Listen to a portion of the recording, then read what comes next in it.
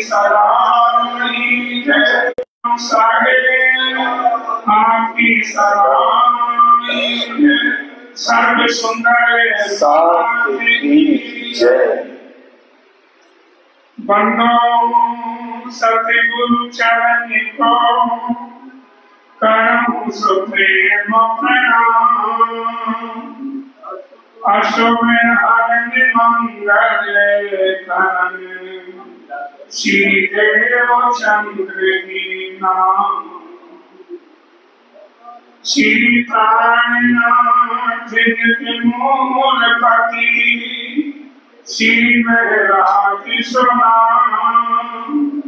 तेज कुमारी श्यामा युगल को पल पल करूं प्रणाम। तेज कुमारी श्यामा युगल पल पल करूं प्रणाम। बोलो श्री प्राणनाथ प्यारे की प्यारे प्रसाद जी, परमहंस महाराज श्री रामचंद्र जी की बीतक जीवन चक्र आप लोग सब सुन रहे। कल भी आपने सुना कितनी कसनी कर रहे, कितना संकट आ रहा जीवन में, लेकिन विचलित नहीं हो। बीतक में आया कि किसी से मांगते नहीं थे, भूखे रह जाते थे, ना बताते थे कि मुझे भूख लगी। ये भी राजी महाराज ने उनकी परीक्षा दे दी।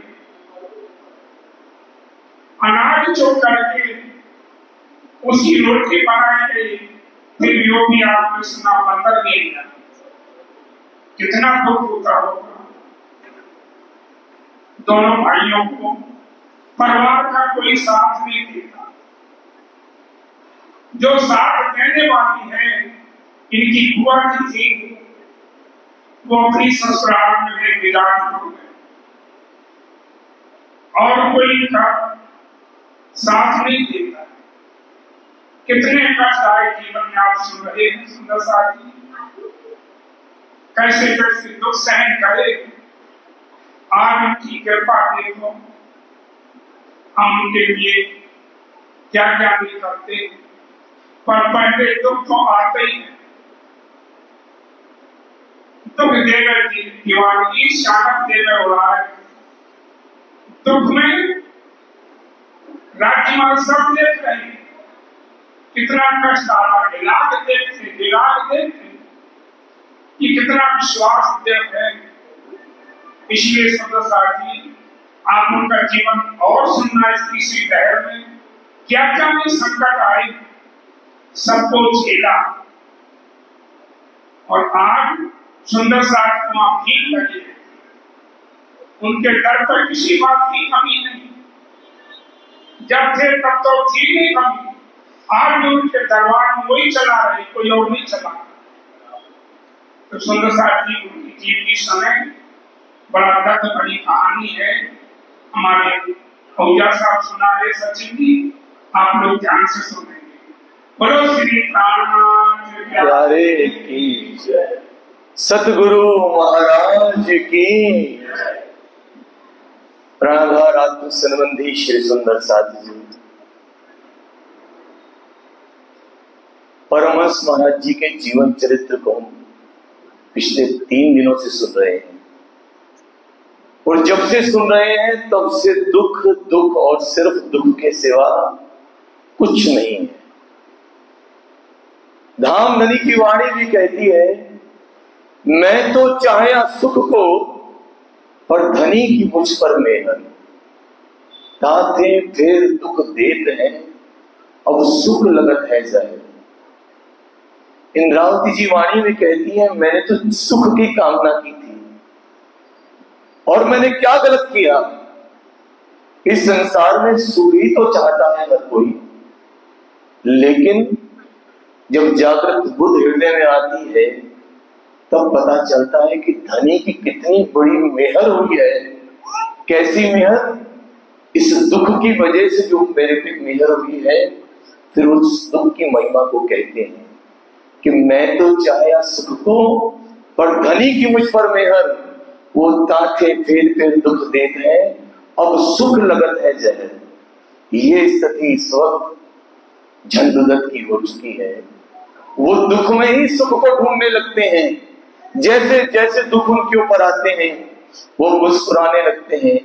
जैसे कहते हैं ना, कोई इंसान उन दुखों को झेलते झेलते उसका आदी हो जाता है। यहां पर दुख अभी खत्म नहीं होते, अभी दुख के कई पड़ाव महाराज जी के जीवन में आने वाले हैं। और ये दुख इस कदर बढ़ जाते हैं कि महाराज जी का इस संसार में मन नहीं लगता। वो देखते हैं कि जीवन तो मिला है, माना दुख देखने के लिए मिला है, लेकिन सुख भी तो कुछ है। फिर अपने जीवन में पाते हैं अगर सुख कहीं है तो वो सिर्फ परमात्मा के चरणों में है, उसके ध्यान में है, उसकी बंदगी में है, उसकी सेवा में है, और कहीं कुछ नहीं है। इसके अलावा इस संसार में ब्रह्मांड में सिर्फ दुख ही दुख है। आगे के पड़ाव में सुंदर साथ जी चौपाई आ रही है। मिलते रहे फूल ऐसे ही, हम धरते रहे संभाल, कभी ना रोए हम पिछले पर, आगे का ही रहा ख्याल। जितने थे यजमान हमारे, बटे नहीं थे आपस में, ताऊ ही सबके जाते थे, फंसे हुए थे लालच में। पंडिताई का काम था, पिताजी भी पंडित थे, इधर उनका बड़ा भाई जो ताऊ है वो भी पंडित है। महाराज जी कहते हैं कि मेरी उम्र अभी 13 वर्ष की है, यजमान बटे नहीं है। जब कहीं से भी कोई बुलावा आता तो ताऊ पहले खड़े हो जाते हैं। अगर कोई कहता कि भाई झंडूदत्त को ही भेज दो तो ताऊ जी रोड़ा बन के खड़े हो जाते हैं। बच्चा क्या सुनाएगा तुम्हें, ये क्या पाठ पूजा करके दिखाएगा? क्योंकि वहां से मिलनी होती है दक्षिणा, वहां से मिलने हैं मालपुए, वहां से मिलने हैं लड्डू, और वो सारा पैसा सारी दक्षिणा ताऊ जी इकट्ठा कर जाते हैं। उनके हृदय में इतना भी नहीं आता कि भाई अगर 2-4 पैसे मिले हैं उसमें से 1 आना 2 आना मैं बच्चों को दे दूंगा तो उनका पेट भी भर जाएगा। ताऊ की नजर सदा दक्षिणा पर रहती है। वो झंडूदत्त को कहीं जाने नहीं देते। वो ये भी नहीं देखते कि गांव के कुछ लोग फिर भी कभी कभी उन बच्चों को खाने को दे देते हैं, लेकिन ताऊ ऐसा लालच में फंसा है वो सारी दक्षिणा खा जाता है, उन बच्चों को कुछ भी नहीं देता। ये सिलसिला कई वर्षों तक चलता है साथ जी। 3-4 वर्ष ऐसे ही बीत जाते हैं। झंडूदत्त थोड़े से बड़े हो जाते हैं। एक दिन जो ताऊ जी हैं, इस बीतक में वो दज्जाल का ही तो रूप है। मन में ख्याल आता है कब तक चलेगा ऐसे, इस घर को कब मैं अपना ले पाऊंगा, कब इस आंगन को अपने कब्जे में ले पाऊंगा। एक दिन झंडूदत्त को बड़े प्रेम से अपने पास में बुलाते हैं। कहते हैं झंडूदत्त, पास में लालन खेड़ी गांव है, वहां से बुलावा आया है, नाई का घर है, बुलाने के लिए आए हैं, सुबह तुम्हें वहां जाकर कथा सुनानी है। बुलावा सुबह का आया हुआ है, लेकिन ताऊ जी झंडूदत्त को संध्या के समय में बता रहे हैं। कह रहे हैं झंडूदत्त, तुम तो बच्चे हो, बालक हो, 4 कोस पे तो गांव है, यूं भागते हुए चले जाओगे भाई, और मैं तो बूढ़ा हो चुका हूं, मेरे से अब कहां भागा जाता है, कहां जाया जाता है। तुम अभी निकल जाओ, सुबह प्रातः काल समय पे नहीं पहुंच पाओगे। झंडूदत्त जब ये सुनते हैं वो खुश हो जाते हैं। उनकी खुशी का ठिकाना नहीं है कि आज तो ताऊ जी ने यजमान के यहाँ भेजने का न्योता दिया है। मैं तो कितने समय से कह रहा हूं ताऊ जी, कभी मुझे भी जाने दिया करो, 4 पैसे अगर हमें मिल जाएंगे, हम दोनों भाई मिलकर कुछ अच्छा भोजन कर देंगे, अपने पेट को भर देंगे। लेकिन आज लगता है ताऊ जी के मन में हमारे प्रति दया आ गई है, बालक बुद्धि है, ताऊ जी के षड्यंत्र को समझते नहीं है, और इतने प्रसन्न हो जाते हैं। ताऊ जी से कहते हैं, हाँ मैं जरूर जाऊंगा ताऊ जी, कहां जाना है? अरे लालन खेड़ी जाना है। अपना खेत साथ में ले लो, कंधे पर धर लो और भागते भागते पहुंच जाओ। 4 कोस की दूरी पर है। झंडूदत्त संध्या का समय 5 बज चुके होते हैं। भागे भागे घर में जाते हैं। प्रसन्नता इस कदर है कि उन्हें लगता है कि यजमान के जाएंगे, बहुत समय के बाद कुछ भोजन अच्छा मिल जाएगा। भाई के लिए कुछ लड्डू मालपुए में ले आऊंगा, कुछ दान दक्षिणा मिल जाएगी, कुछ दिन की गुजर बसर हो जाएगी। ये मन में ख्याल झंडूदत्त के आ रहा है, लेकिन वो चलते हुए समय को भांप नहीं पा रहे हैं। वो जान नहीं पा रहे कि आगे क्या घटना उनके साथ में होने वाली है। झंडूदत्त घर में जाते हैं, भाई को संभालते हैं, खेस ले लेते हैं, जिसको कंबल कहते हैं ना सुंदर साथ जी, उसको लेते हैं, भाई को बताते हैं यजमान के लिए जा रहा हूं, यजमान के यहाँ जा रहा हूं, पूजा पाठ करने के लिए जा रहा हूं, भाई तेरे लिए कुछ जरूर लेकर आऊंगा, खाने का सामान मिलेगा, चंद पैसे मिल जाएंगे, तुम्हारी और हमारी गुजर बसर हो जाएगी। आज पता नहीं ताऊ जी को कैसे स्नेह आ गया, लगता है परमात्मा की हमारे पे कृपा हो गई, मेहर हो गई परमात्मा की। भाई को संभालते हुए खेस लेकर लालन खेड़ी गांव की तरफ झंडूदत्त अब दौड़ रहे हैं, भागे चले जा रहे हैं। लेकिन संध्या का समय बढ़ता जा रहा है, सूर्य अस्त होने का समय निकट आ रहा है। लेकिन जब वो गांव से निकलते हैं, जंगल के बीच पहुंचते हैं, जंगल इतना घना है सुंदर साथ जी, आप कीर्तन प्रसंग पढ़ेंगे तो उसमें लिखा है कि जब सूर्य का वहां अस्त हो गया, झंडूदत्त जंगल में फंस गए। जंगली जानवरों की आवाजें तेज तेज आने लगी, हवा साए साए करने लगी। महाराज जी ने चारों तरफ अपनी नजर को घुमाया, घने जंगली जानवरों की आवाजें, खतरनाक हवाओं का शोर, अपने आसपास किसी को नहीं पाया। रास्ता भटक रहे हैं, पहचान नहीं पा रहे जाना कहां है। और ये भी जानते हैं कि भेड़ियों का कितना आतंक है जड़ोदा पांडा और आसपास के गांव में। संध्या के समय में कोई भी परिवार अपने बच्चों को बाहर निकलने ही नहीं देता, खेलने नहीं देता, क्योंकि भेड़िए अक्सर आते हैं, छोटे बच्चों को उठाकर ले जाते हैं, उनको अपना शिकार बनाते हैं। और इधर झंडूदत्त जो बाल्य अवस्था में है, अपने आप को इतना विचलित पाते हैं, बालक मन इतना घबरा जाता है, पहचान नहीं पाते कि अब मैं जाऊं तो जाऊं कहां। जैसे जैसे रात घनेरी हो रही है, झंडूदत्त अपने सारी पढ़ताई, यजमान के घर जाना, वहां की कथा, वहां क्या बोलना है, सब भूल जाते हैं, परमात्मा को याद करते हैं। ये स्थिति बिल्कुल वैसी है सुंदर साथ जी जो बेहतर प्रसंग में हम सुन रहे हैं। सतगुरु धनीदेव चंद्र जी जब बारात के पीछे भागते हैं, भागते भागते रेगिस्तान में इस तरह कदर हो जाते हैं, उन्हें पता नहीं चलता कि बारात कहां निकल गई। लेकिन धाम धनी सरदार खड़े हैं।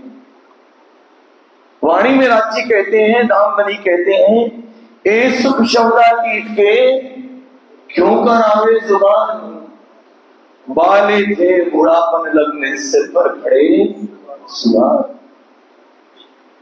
सतगुरु धनीदेव चंद्र जी के सिर पर सुभान खड़े हैं, वैसे ही परमहंस महाराज जी झंडूदत्त के सिर पर भी कौन खड़ा है? सुभान खड़े। सतगुरु का मार्मिक प्रसंग हमने भी बीतक में सुना, पुजारी जी सुना रहे थे कि किस तरह से सिपाही के वेश में धनी आते हैं और सतगुरु क्या समझते हैं कि ये मुझे मार डालेगा। वो मेहरबान है, सतगुरु के पास जाते हैं, धनीदेव चंद्र जी से पूछते हैं तेरे पेट में दर्द है शायद, उनके पेट का दर्द दूर करते हैं। उसके बाद उनकी गठरी को अपने कंधों पर उठाते हैं। सुंदर साथ जी, सबसे मार्मिक बात उस पीतल की यही है कि धाम धनी हमारी गठरियां उठाते हैं। इस बात का ख्याल रखिए। इस माया की जो गठरी हम लोगों ने उठा रखी है, हम सोचते हैं कि हम कर रहे हैं। नहीं भाई, ये धनी ने हमारी गठरियां उठा रखी हैं। वो ऐसे आशिक हैं, ऐसे मेहरबान हैं हम सुंदर साथ पे कि जब कष्ट आता है तो राजी महाराज हमारी गठरियां अपने कंधों पे डाल देते हैं। यही स्थिति यहाँ चंदू दत्त की है। जब इतने भयभीत हो जाते हैं तो एक दरख्त पर चढ़ जाते हैं और प्रभु को याद करने लगते हैं, परमात्मा में कहां फंस गया। ये ताऊ ने जरूर जो मुझे शब्द भेजा है वो समझने लगते हैं। लेकिन तब एक शख्स उनको आता हुआ दिखाई देता है यार। अब आप यहां सोचिए, जहां घना जंगल है, जंगली जानवर है, जहां पे कोई मदद नजर नहीं आती, अंधकार ही अंधकार है, वहां पे कौन शख्स चंदू दत्त को आवाज देता है, ए बालक के लड़के तुम कौन हो, यहां क्या कर रहे हो। जिस तरह से सदगुरु को आवाज दी थी धाम धनी, महाराज जिस शख्स की आवाज को सुनते हैं जान में जान आती है, कोई है, कोई इंसान है जो मुझे देख रहा है। उसको कहते हैं मैं चंदू दत्त हूं, जड़ोदा पांडा से आया हूं, लालन खेड़ी जाना है। इतनी रात को, अरे यहां क्या कर रहे हो भाई, यहां तो इतने जंगली जानवर हैं, अगर रात्रि में यहां रुक जाओगे सुबह बच नहीं पाओगे। लालन खेड़ी जाना है, मैं भी वहीं जा रहा हूं। कौन मिलेगा ये मेहरबान, रास्ते में जो वही मंजिल बताएगा जिस मंजिल पे चंदू दत्त को जाना है। चंदू दत्त कहते हैं लालन खेड़ी जहां, मुझे भी वहीं जाना है। अरे तो चलो भाई हमारे साथ चलो, रात्रि में यहां मत रुको। उसका हाथ थाम देते हैं। धनी की मेहरबानी देखिए, चंदू दत्त उनका हाथ पकड़ते हैं और इस भीतर में लिखा है पता नहीं चलता कब वो लालन खेड़ी में उस यजमान के यहां पहुंच जाते हैं जहां पे उनको पहुंचना है। यजमान भी देखकर हैरान होते हैं, 13-14 वर्ष का बालक, अरे भाई तुम चड़ौदा से निकले हो, इतने गहरे घने जंगल में तुम पार करके आए हो, यहां पहुंचे कैसे। चंदू दत्त कुछ बता नहीं पाते, उस शख्स को भी अपने पास में नहीं पाते। यजमान नाराज, हैरान हो जाते हैं और नाराज भी होते हैं। तुम समय से निकलते, तुम्हारी जान को खतरा हो सकता था भाई। लेकिन चंदू दत्त कुछ कहते नहीं कि मेरे ताऊ ने मुझे कब बताया था, संदेशा तो सुबह का भेजा है, तुम रात्रि में क्यों निकले, तुम संध्या के समय क्यों निकले, तुम प्रातः क्यों ना निकल सके। चंदू दत्त कुछ नहीं कहते, उनके मन में यही बात रहती है कि परमात्मा देख रहा है। सुंदर साथ जी, इस माया और संसार के दज्जाल से आप कभी नहीं डर सकते। बीतक में हम कितनी बार सुनेंगे ये तो गोविंद भेड़ा है, इसको पीट दी है आसान, इससे लड़ने की, झगड़ने की, बहस करने की कहीं जरूरत नहीं है, इसको पीट दे दो और आगे की तरफ बढ़ चलो। ये कदम धनी की तरफ बढ़ा के चलो, उनकी सेवा में, उनकी बंदगी में बढ़ा के चलो। चंदू दत्त यहाँ शिकायत नहीं करते अपने ताऊ, कुछ नहीं कहते, यही कहते हैं कि मुझे निकलने में देर हो गई। जब प्रातः का समय होता है, यजमान बड़े प्रसन्न होते हैं, खाने को बहुत कुछ देते हैं। चंदू दत्त बीतक में लिखवाते हैं कि उस दिन मैं अपने जीवन का सबसे पहले स्वादिष्ट भोजन किया है।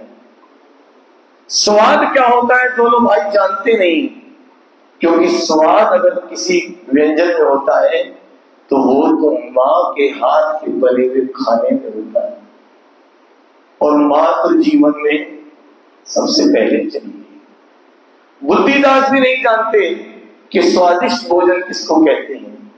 चंदू दत्त पहली बार यहाँ पर स्वादिष्ट भोजन करते हैं। 19 रुपए दक्षिणा मिलती है, लड्डू मिलते हैं, मालपुए मिलते हैं, और वहां से विदा होते हैं हम गिनना शुरू कर देते हैं, ये लड्डू कितने दिन चलेंगे, हम दोनों भाई हैं, एक एक करके खाएंगे तो इतने दिन निकल जाएंगे। 19 रुपए मिले हैं, 19 रुपए ही लिखे हैं भीतर में, सुंदर साहब 19 रुपए कितने दिन चलेंगे इसकी गणना करने लगते हैं और भाग रहे हैं, पग पे पग धर रहे हैं, कदम बढ़ते चले जा रहे हैं, इसी ख्याल में बढ़ रहे हैं कि नब मेरे कितने दिन मस्ती से निकलेंगे, मैं और मेरे भाई कितने मजे से इस भोजन को करेंगे।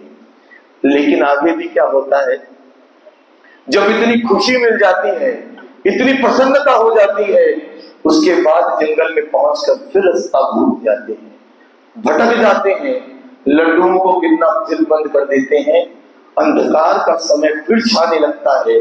महाराज जी लिखते हैं, मुझे लगता है कल रात्रि का गुजरा हुआ समय पुनः आ गया। फिर घबराहट बनने लगती है, लेकिन धनी बड़े मेहरबान है, अचानक एक गडरिया वहां से गुजरता है, जिसको देखकर महाराज जी उसको आवाज लगाते हैं। गडरिये से पूछते हैं, भैया तुम कहाँ जा रहे हो? गडरिया कहता है, भैया मैं तो जड़ोदा पांडा का हूं। अरे भैया मैं भी उसी गांव का हूं। उसका साथ पकड़ते हैं, उसका बाजू पकड़ते हैं और गडरिया उनको लेकर जड़ोदा पांडा उनके घर पे उनको पहुंचा देता है। लेकिन जब वो घर में पहुंचते हैं तो सुंदर साथ जी बीतक में लिखा है, साथ साथ हम हो गए उसके, खास हमें घर पर छोड़ा। साथ साथ हम हो गए उसके, किसके? गडरिया के, खास उन्हें घर पर छोड़ा। सुना ताऊ ने मैं आ पहुंचा हूं, हटा नहीं रास्ते का रोड़ा। ताऊ जी उसको देखकर हैरान हो जाते हैं कि जंगुदत्त बच के कैसे आ गया। ताऊ फिर विचलित है, पश्चाताप कर रहा है, क्योंकि ताऊ ने पहले ही कह दिया है, बड़े बड़े को तो पहले निपटा दो, छोटे को फिर देख के बांट लेंगे, ऐसा बीतक में लिखा हुआ है। जब जंगुदत्त को बेचते हैं तो घर में कहते हैं, बड़ा तो निपट जाएगा जंगल में, छोटे को तो बाद में देख लेंगे। लेकिन जब गडरिया उसको लेकर पहुंचता है, तब ताऊ को बड़ा पश्चाताप होता है कि हटा नहीं रास्ते का रोड़ा, ये तो फिर जिंदा का जिंदा वापस आ गया। ये है दज्जाल, किस कदर पीछे पड़ा हुआ है। मगर यहां महाराज जी बहुत अच्छा चरण लिखते हैं, फिर दिया सहारा एक ने हमको पूरा आन, उतर नहीं सकता कभी भुआ का एहसान। कहते हैं, हमने हमारी बुआ का जो एहसान हम दोनों भाइयों पर हमारी बुआ ने किया है, हम उसको उतार नहीं सकते। एक तरफ ताऊ है, वो भी पिताजी का भाई है, और एक तरफ बुआ है जो पिताजी की बहन है। दोनों के रिश्तों में समानता है, लेकिन व्यवहार में, चरित्र में, सोच में, विचारों में फरिश्ते और दज्जाल का अंतर है।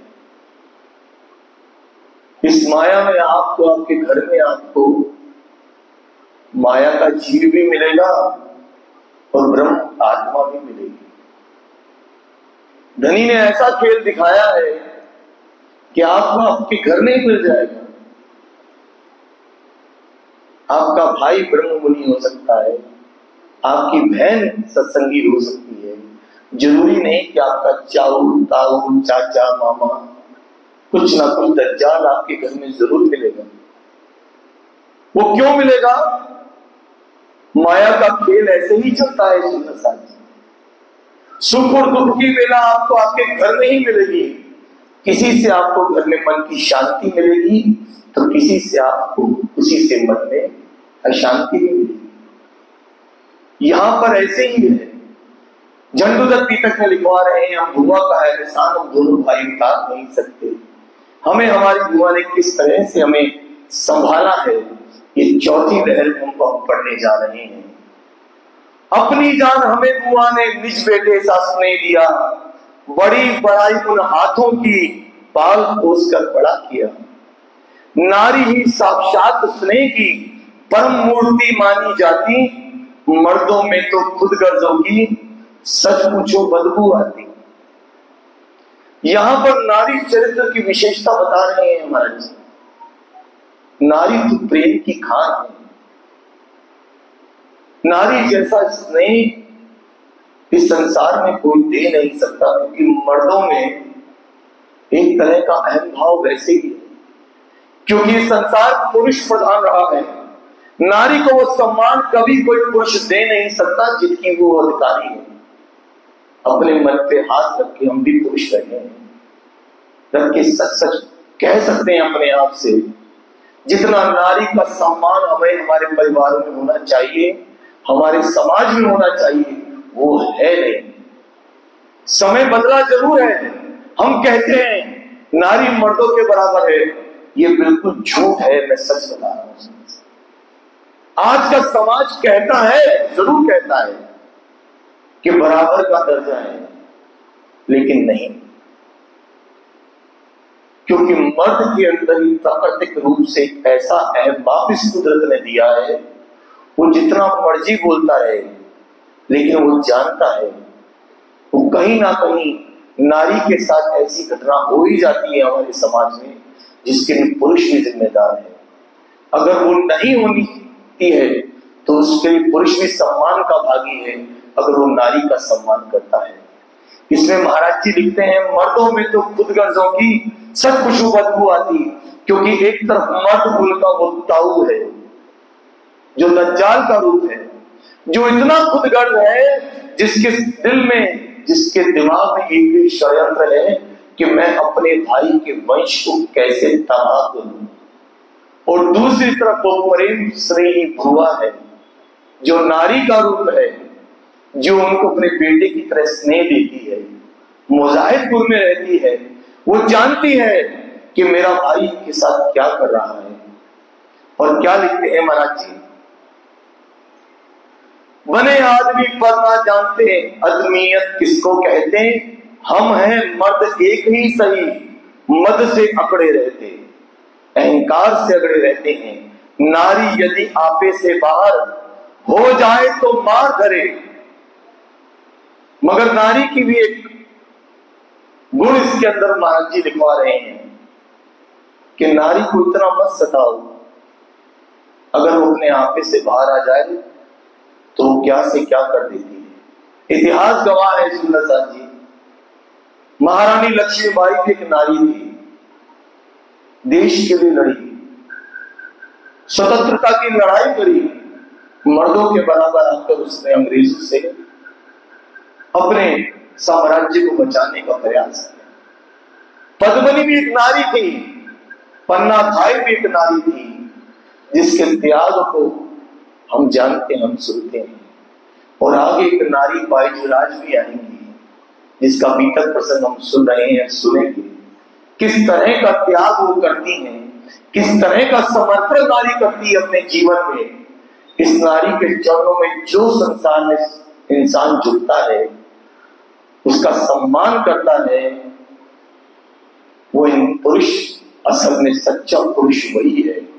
कहलाने का मर्द का अधिकारी भी वही है जो नारी का सम्मान करता है। फिर कहते हैं, यदि अपने नारीपन में रहे तो बेहद प्यार करे, और नारीपन में रहे तो सबसे ज्यादा स्नेह नारी का संसार में मिलता है। चाहे वो बुआ के रूप में हो, चाहे वो माँ के रूप में हो, चाहे वो बहन के रूप में हो, या पत्नी के रूप में हो, नारी का स्नेह मिलता है। फिर कहते हैं, बुआ ने एक दिन स्वयं करके अलग विचार, अलग बैठाकर पास में पूछा यूं पुचकार। अब बुआ को बार बार दोनों भाइयों की चिंता रहती है। बुआ एक दिन झंडूदत्त को अपने पास बुलाती हैं, कहती हैं, झंडूदत्त मुझे कुछ शुबा है, मुझे आभास है, जरूर तुम्हारी माँ ने, तुम्हारे पिता ने तुम्हारे लिए कुछ धन जरूर जोड़ रखा होगा। कुछ याद है तुम्हें? बुद्धिदास तो बहुत छोटा था। यहां महाराज जी कहते हैं कि माँ जहां दीपक जलाया करती थी बुआ, वहां पर हमें जाने नहीं देती थी। वहां अक्सर कुछ निकाल निकाल के कुछ धन जोड़ा जरूर करती थी। बुआ ने जब ये सुना, कहा तुम बताओ माँ कहाँ पे दीपक जलाती थी? महाराज जी वो स्थान बताते हैं। झंडूदत्त कहते हैं, बुआ जी माँ यहीं पे दीपक जलाया करती थी। जब हम बच्चे दीपक के आसपास आते थे तो यहाँ से हमें भेज दिया करती थी, थोड़ी देर यहाँ बैठा भी करती थी। बुआ को भी कुछ हुआ, उन्होंने तुरंत घर के दरवाजे को बंद किया। घर के दरवाजे को बंद करके जहां पर दीपक जलाया करता था, बुआ वहां पर उस स्थान को खोदने लगती है। और क्या हुआ, बुआ उसी जगह लेकर के पहुंच गई। हमको तत्काल कुंडी बंद करी बाहर की। जब खोदा तो निकला माल। क्या निकला? 1500 रुपए से छोटा भरा हुआ था एक घड़ा। बुआ अति विभोर हो उठी, मैं भी खुश हो उछल पड़ा। झंडूदत्त कहते हैं 1500 रुपए देखकर मेरी खुशी का ठिकाना नहीं था। और बुआ की आंखें तो नम हो गई कि 1500 रुपए इतने वर्षों से यहां दबे पड़े थे और बच्चे इतने समय से भूख प्यास से तड़प रहे थे। बार बार ताऊ को जाकर कहते थे, ताऊ जी कुछ यजमानों के यहाँ हमें भी भेज दिया करो, हमें भी चंद पैसे दे दिया करो, हमारे लिए भी दान दक्षिणा की व्यवस्था कर दिया करो। लेकिन ताऊ कुछ नहीं करता था। बुआ की आंखें इतनी नम हो गई जब 1500 रुपए देखकर झंडूदत्त यहाँ लिखवाते हैं कि मैं तो खुशी से उछल पड़ा, क्योंकि इतना सारा धन आज तक कभी देखा ही नहीं था कि 1500 रुपए घर में कहीं दबे पड़े हैं। समझाकर बुआ यूं बोली, खबरदार जो कही कही जैसे तैसे यही तो है, तुम पे दौलत रही सही। घर कुनबे के जिसको देखी ठग ही ठग है बसे हुए, ठग लेंगे सारों ये पल में रह जाओगे फिर धसे हुए। फिर कहती है झंडूदत्त किसी को बताना नहीं, ठगों के बीच में बैठे हो, अगर किसी को पता चल गया तो ये धन तुम्हारे से लोग छीन लेंगे। बुआ झंडूदत्त को समझाती है। फिर क्या कहती है, यह पैसे तुम दोनों के ब्याह में काम आ जाएंगे, बिगड़े हुए काम सब इस धन से बन जाएंगे।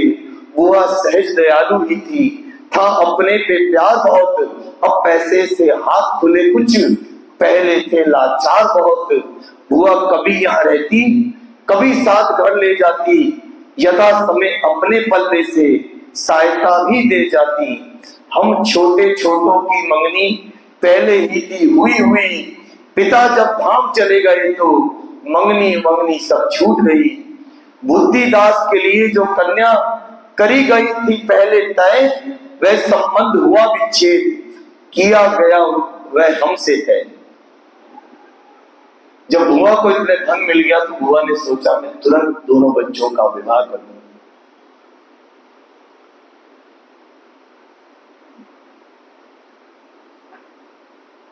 और पिता के समय में ही दोनों भाइयों की मंगनी हो गई थी। लेकिन जब पिता का धाम वन स्वर्गवास हुआ तो मंगनी सब छूट गई। तो इसमें लिखवा रहे हैं कि जिससे बुद्धिदास जो छोटा भाई था जिससे मंगनी हुई थी, अब बुआ ने भी उससे शादी कर दी और बुद्धिदास के लिए एक नया संबंध उन्होंने जोड़ दिया है।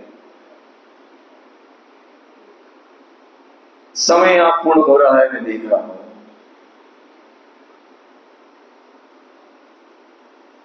अब आगे की सिर्फ 4 चुपैया सुंदरसा जी में पढ़ रहा हूं, फिर आगे का चरण कल जाएंगे। बुद्धिदास के लिए जो कन्या करी गई पहले से तय, वह संबंध हुआ विच्छेद, किया गया वह हमसे तय। थी एक तीसरी लड़की बुद्धिदास को कर दी, एक मंडवे हम दोनों की शादी उन लोगों ने कर दी। एक ना मानी अपनी ब्याह दिए झटपट करके, दुल्हन वही हमारी दुश्मन बैठा थी घर ला करके। दहशत सी लगती थी हमको उसे देखकर अंतर में, ज्यादा बाहर रहते सब घुसते कभी कभी घर में। प्रेम लगा पढ़ने अब अपना रामायण सुख सागर से, चढ़ने लगी मन में चर्चा स्वाद बड़े हमको आते, 15 वर्ष की आयु तक हमने रामायण को कंठ किया, पाठ निरंतर करते रहते, पर हमको वैराग हुआ।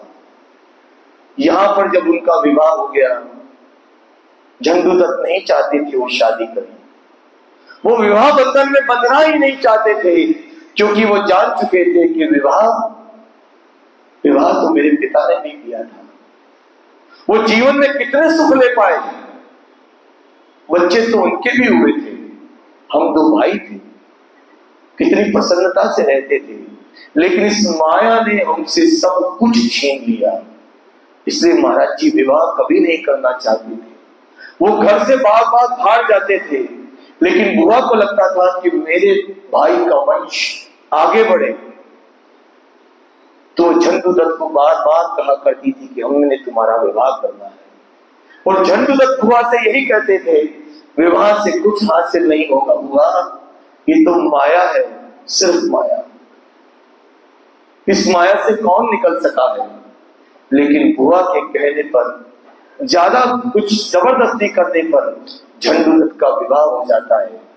लेकिन झंडूदत्त का मन वैराग में है, वो कभी कभी घर आते हैं, अब इधर यहाँ उनको रामायण का कंठस्थ याद है, रामायण का पाठ करते हैं, और वैराग उनके जीवन में आ चुका है। आगे की घटना हम कल के चरण में पढ़ेंगे सुंदर साथ जी।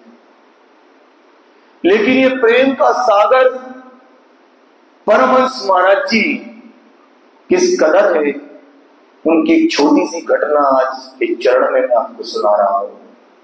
सिर्फ 5 मिनट का समय लूंगा मैं आपका, लेकिन ये घटना जरूर सुनिए ध्यान से। एक किसान सुंदर साथ था, गरीबी तो उस वक्त बहुत ही हुआ करती थी। उसका नियम था कि हर गुरुवार को मुझे अपने सतगुरु के दर पे जाना है। जड़ोदे का रहने वाला था सुंदर साथ जी। सबसे बड़ी बात यह है कि महाराज जी का जहां जन्म हुआ है वहां वो पूजे भी जाते हैं। कि पहले भी मैंने कभी कहा है मंच से कि जहां उनका जन्म हुआ वहां उनकी पूजा भी होती है। लेकिन अमूमन कहा जाता है कि घर का जोगी जोगना, बाहर का जोगी सिद्ध।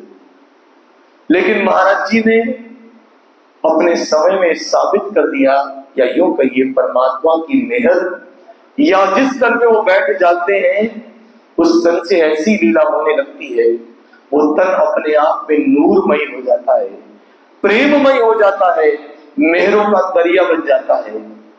सुंदर साथ उनकी पहचान थी। वो जानते थे कि शेरपुर में रहने वाला ये शेरपुर वाला है कौन।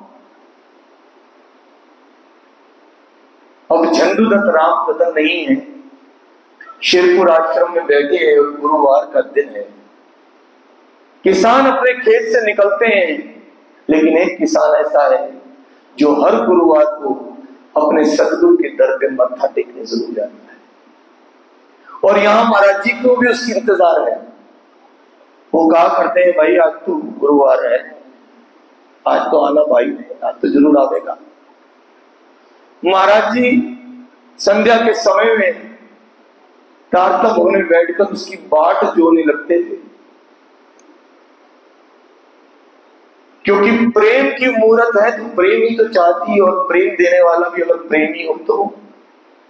सुंदर साथ जी प्रेमी बनना सबसे बड़ी बात है। जब आप प्रेम में होते हैं, जब आप सेवा में होते हैं, तो सतगुरु भी आपकी प्रतीक्षा करते हैं, सतगुरु भी आपकी राह देखते हैं। अब वो सतगुरु धाम धनी ने प्रेमी की राह देख रहे हैं। सुंदर साथ उनको घेर कर बैठे हैं। संध्या का समय है, गुरुवार का दिन है, और गुरुवार को शेरपुर में 3 बजे से लेकर 5 बजे के बीच में सत्संग होता है। हमारे पुजारी जी बताते हैं कि परमहंस महाराज जी के जमाने से ही होता है। महाराज जी तारतम भवन पे बैठे हैं, दूर से देखते हैं वो चलता हुआ आ रहा है, और उसकी तरफ महाराज जी की नजर है, उसके भी धीरे धीरे कदम चल रहे हैं। तभी अचानक एक साहूकार घोड़े पर बैठा है जो पीछे पीछे चलता हुआ आ रहा है। लेकिन जब साहूकार देखता है कि ये व्यक्ति तो महाराज जी के निकट पहुंचने वाला है, वो अपने घोड़े को पैर मारता है और पहले पहुंचने का प्रयास करता है। जो आज भी होता है, हमारे बीच में संत गुरुजन आ जाए तो कैसे भगदड़ मच जाती है कि पहले तो हमें मत्था टेकेंगे। ये उस वक्त भी था। साहूकार ने अपने घोड़े को पैर मारा, उसकी गति को बढ़ाया, महाराज जी की तरफ भागा और जल्दी से पेड़ के नीचे अपनी जूतियों को उतारा, महाराज जी के चरणों में प्रणाम किया, एक 5 रुपए का नोट निकाला, चरणों में अर्पण किया। महाराज जी ने उसको प्रणाम धीरे से कहा, उसके 5 के नोट को देखा तक नहीं, घुटने से को उठाया, नीचे कर दिया, क्योंकि महाराज जी की नजर अभी अपने प्रेमी पर है। उसने अपनी टूटी हुई चप्पल को कोने में उतारा, महाराज जी उसकी चप्पल को देख रहे हैं, मुस्कुरा रहे हैं, और वो महाराज जी के कदमों में गिरा। सुंदरसाज जी जिसने घटना सुनाई, जब वो सुना रहे थे, हमारे अपने सुंदरसाज, उनकी आंखों में इतने आंसू थे, क्योंकि वो उस वक्त उनके सामने घटित घटना थी। उसकी टूटी हुई चप्पल को महाराज जी देख रहे हैं, उसको अपने करीब आते हुए उसको निहार रहे हैं, और वो महाराज जी के कदमों में अपना सिर को धर देता है, और 2 मिनट तक वो उठता नहीं है, और महाराज जी उसके कंधे पे ऐसे हाथ रखते हैं जैसे कोई 2 प्रेमी मिल रहे हों, ऐसे स्नेह से उसको प्रेम देते हैं। वो अपने कुर्ते में, फटे हुए कुर्ते से एक चवन्नी निकालता है, महाराज जी के कदमों में अर्पण कर देता है। महाराज जी उसे देख के कहते हैं, अरे भाई कितना पसीना आ रहा है? और कितनी माटी लगी हुई है, खेत से आ। हाँ जी महाराज, सुबह से काम कर रहा है भाई। हाँ जी महाराज। गमछा उतारते, उसके पसीने को पोंछते, उसकी माटी को झाड़ते हैं महाराज जी। पसीने की बदबू नहीं आ रही है, उसका पसीना अपने हाथों से पोंछ रहे हैं। कौन करेगा इतना प्रेम? हमारे घर का हमारा भाई अगर घर पे आ जाए, उसको पहले बोलेंगे भाई बाद में मिल लो, पहले नहा धो तो ले यार, पसीना। उसको उठाते हैं, गले से लगा लेते हैं, कपड़ों को झाड़ते हैं। अरे भगत जी से भी इसे भोजन कराओ। अरे भाई कुछ जीम ले। नहीं महाराज जी घर जाऊंगा। नहीं नहीं भाई, भगत इंद्राज पास खड़े हैं, भगत जी से कुछ जिमाइए, इसे कुछ खिलाइए। अरे भाई कुछ जीम ले, कुछ खा ले। उसको जीवने का अनुरोध करते हैं, बार बार कहते हैं महाराज जी का हुक्म हुआ है। कहते जी महाराज जी जीव लेता। भगत जी ले जाते हैं, महाराज जी उसको निहार रहे हैं। जब तक वो बैठ नहीं जाता, महाराज जी उसको देखते हैं, उसकी व्यवस्था कर रहे हैं। फिर उसकी चवन्नी को उठाते हैं सुंदरसाज जी, आंखों से लगा रहे हैं, चूम रहे हैं, जेब में डाल देते हैं। थोड़ी देर बाद फिर उस चवन्नी को निकालते हैं, आंखों से लगाते हैं, जेब में डाल देते हैं।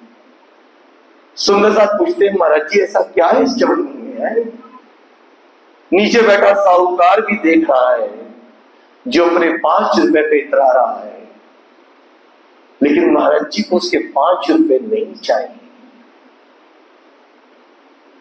महाराज जी को चवन्नी चाहिए, जिस चवन्नी को कमाने के लिए उसको 7 दिन लगे हैं।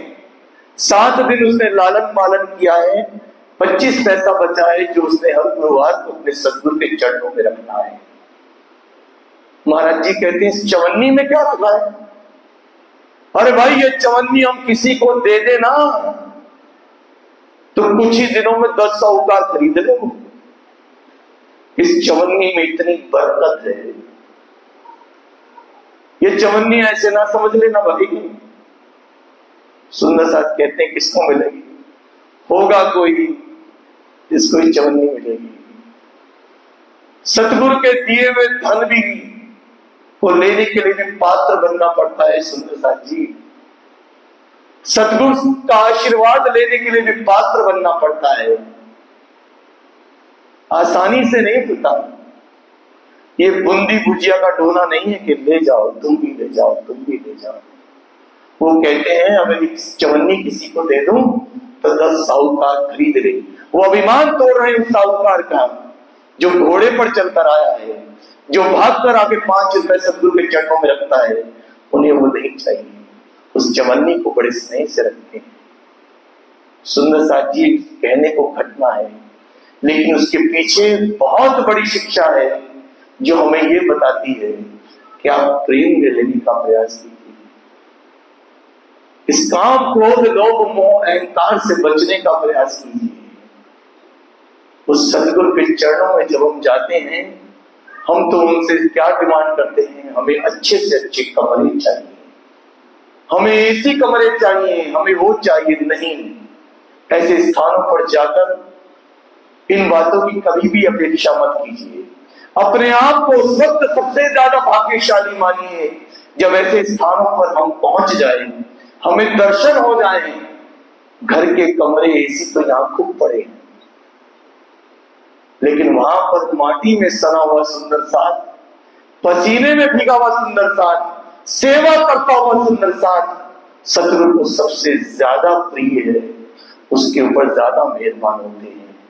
इस बात का ख्याल करिए। ये सबसे बड़ी शिक्षा, सबसे बड़ा सिखापन महाराज जी इस वक्त हम सुंदर साथ को बता रहे हैं। अब ये मेहर धनी की हम पर ऐसी बनी रहे, हमारे अंदर भी वो दानाई आए, वो नम्रता आए, वो प्रेम ऐसा पैदा हो, ऐसा आशीर्वाद सतगुरु हमारे पे करें। हम बार बार उनके चरणों में प्रार्थना करते हैं। आज के चरण को हम यही विराम देंगे। कल आगे की बीतक प्रारंभ करेंगे कि महाराज जी को यहाँ रामायण याद है और वैराग्य उनके मन में है, और एक सच्ची घटना कल के चरण में आपके समक्ष फिर रखेंगे। ऐसा भाव रखते हुए आपके सभी के चरणों में प्रणाम। चौपाई दोहराएंगे। 15 वर्ष आयु तक हमने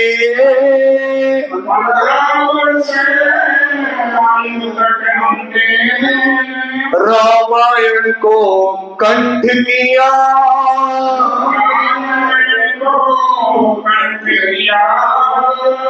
पाठ निरंतर करते रहते,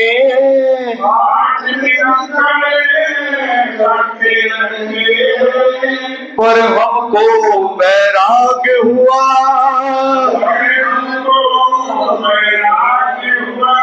पर हमको वैराग्य हुआ।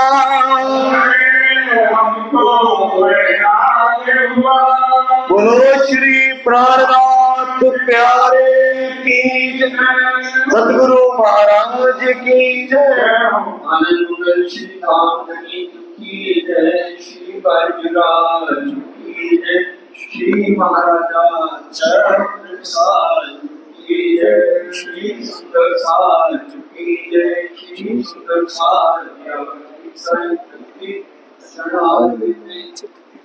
रामदास सुंदर साज की आपके चरणों में प्रार्थना कि चर्चा के बाद 5 बार तारतम का महामंत्र का जाप जरूर करें, क्योंकि तारतम महामंत्र में परम धाम से लेके जितनी भी लीलाएं हैं सबका हमको दर्शन होता है और प्रार्थना होती है। राजी माँ आपके चरणों में 5 बार लीलाओं का पाठ जरूर करेंगे। और आज भोग लग चुका है, लड्डू का सतगुरु महाराज ने आरोही है, इसलिए भोग क्या जरूर बजेगा। बोलो श्री प्राणनाथ प्यारे की जय।